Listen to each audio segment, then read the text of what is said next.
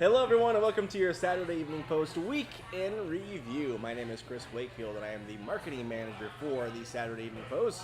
I'm Nicholas Gilmore, and I'm a staff writer at the Post. Troy Brownfield, I'm a staff writer. There's a lot to get to as usual this week, but first, you know the drill.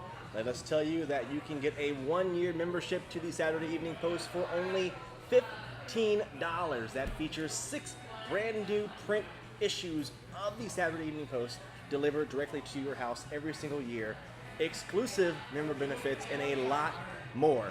Again, only $15. You can go to SaturdayEveningPost.com/subscribe to learn more. Okay, Troy, you did some work this week online over at SaturdayEveningPost.com talking about constitutional amendments. That's right.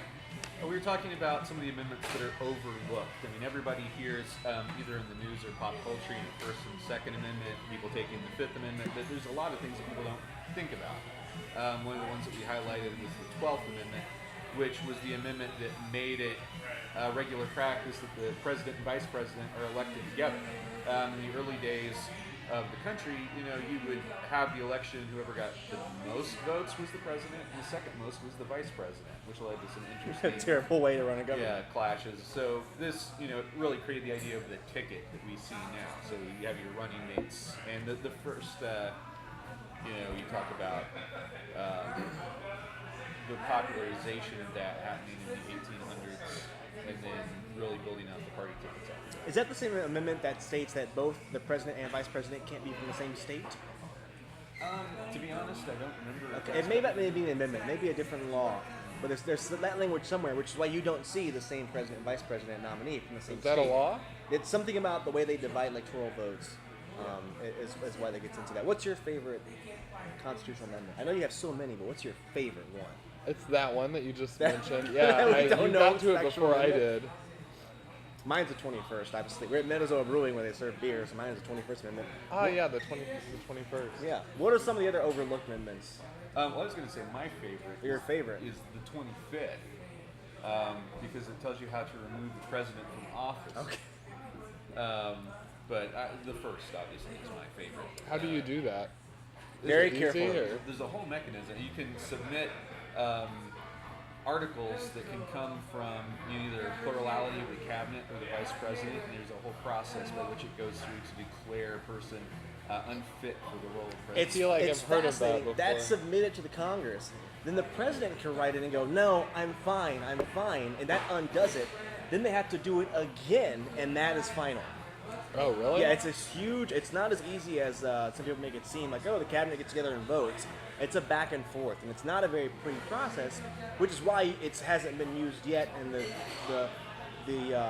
there's hesitancy to pull that trigger, so to speak. Yeah, but there's a weak spot, just like in the dragon in the Hobbit. You shoot it with the arrow in the right spot, then they'll take it down. Again, you can see Troy's piece on 5 overlooked amendments over at SaturdayEveningPost.com. We're going to switch gears and talk about self-esteem. You have a piece up this week about self-esteem. Yeah, so there was recently sort of an aggregate of studies done in Switzerland. It's a meta-analysis where they took around over 300 studies about self-esteem across cultures, across over 150,000 participants, to see the course of how self-esteem tracks in an individual over the course of a lifetime, and found that on average, self-esteem pretty much grows throughout the entire life, starting from around 4 when a child can recognize their own self-esteem and their sense of self as different than other people, up until 60 to 70 is when it peaks. So It peaks. Like, it's not getting any better. it's your self-esteem is your highest when you're 65. And at that point, you've earned it. Like, assuming you're pretty accomplished. Yeah, and it kind of flies in the face of what most people would think of as being sort of old age, trappings that might harm your self-esteem, Right. like mobility, health, things like that. But it actually pretty much stays the same in old age and doesn't start to drop really until around 90. Until you die. And your So self-esteem when you die, is then pretty, no more self-esteem, is pretty no more low, self. So. So when you finished this article, how did you feel about yourself? Strong, I would say. Strong. Confident. That's over at SaturdayEveningPost.com. Now, there's a special day that Troy, you're writing about, that happened to have a collection of a lot of birthdays on this one specific day. Yeah, it was one of those pieces that came about. Sometimes you're looking at dates and seeing if there's any significance applied to them. And I just happened to notice that September 21st happens to be the birthday for a lot of mega talented, super successful people. And it just seemed like a really weird conflict. I mean, Bill Murray, Stephen King, Jerry Bruckheimer, Faith Hill, Liam Gallagher from Oasis, Artist Gilmore, the Basketball Hall of Fame. It was just a really insanely long list of all these people that are not just famous or accomplished, but superlatives in their field. You know, Gilmore wasn't just a basketball player. He was an 11-time All-Star between the ABA and the NBA. Right. He still has one of the highest field goal percentages in league history. Is there any reason for this? Is it something happened 9 months prior, or? No, the way, and it's not all the same year. I need to be clear about that because it goes back to like H.G. Wells and people like that. But it's one of those things. Carl Jung talked about synchronicity. You know, the idea that there are meaningful coincidences. There might not necessarily be a reason, but that you can look and you can see the idea of meaningful coincidence sometimes happens. And sometimes we believed it was just there for it to be noticed and for people to speculate on. Right. You know, there could be a thing, and one of the things I equate it to is, maybe it's just drive. You know, a lot of these people had, maybe not. Stephen King certainly did not grow up in ideal circumstances, and a lot of people that dig out of those things have a really powerful drive to succeed at whatever they want to try at. And they have strong foundations of things that inspired them. With King, it was, Lovecraft and Matheson. With Oasis, it was the Beatles. There's right. all these things that they have inspiration and drive. And I think that just works. So what you're saying is life finds a way.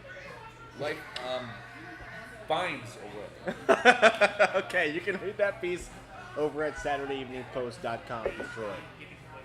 All right, so that's what they're working on this week, or what's out this week. But I want to know what you're working on next week over at SaturdayEveningPost.com. Yeah, so next week I'm coming out with a feature sort of piece about Generation Z. So this is most people would agree that they are under 22 years old. A lot of people would probably mistake them to be millennials, but they're not. They're the generation younger than millennials, and they are, have a distinct culture apart from millennials. So it's pretty interesting, and they eat Tide Pods. They what? They eat Tide Pods. They not all of them. Just 9. Enough of them. 9. Yeah, the Tide Pod generation. The Tide Pod. What are you writing about next week over at SCP.com?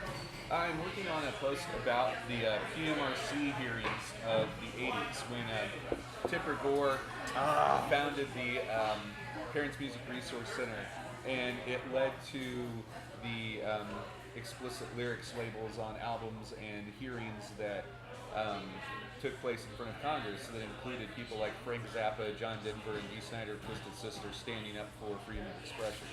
Very interesting. So we'll get some Prince references, hopefully. Absolutely. Prince, it's Prince's fault. Tipper Gore bought her oldest daughter Purple Rain and her Darling Nikki. And when she heard Darling Nikki, she kind of freaked out. What are the lyrics on Darling Nikki that are so bad? Read the article to find out. Tune in next week because I teach these two what a tease means. All right, so that's coming up next week over at SaturdayEveningPost.com. Once again, remember, if you want to subscribe to the post or become a member, you can do so at SaturdayEveningPost.com/subscribe. A 1-year membership is only $15. That gets you 6 brand new issues of the Post every single year, exclusive benefits, and a lot more. SaturdayEveningPost.com/subscribe. Nick, where can we find you online? I'm on Twitter at Darwin Jr. with a Y. Twitter at Troy Brown. And you can find me at Wakefield Report. You can find the Post everywhere, Facebook, Twitter, Instagram, at Saturday Evening Post. We're all over. That's all we have from this week. For this week, we'll see you all next week.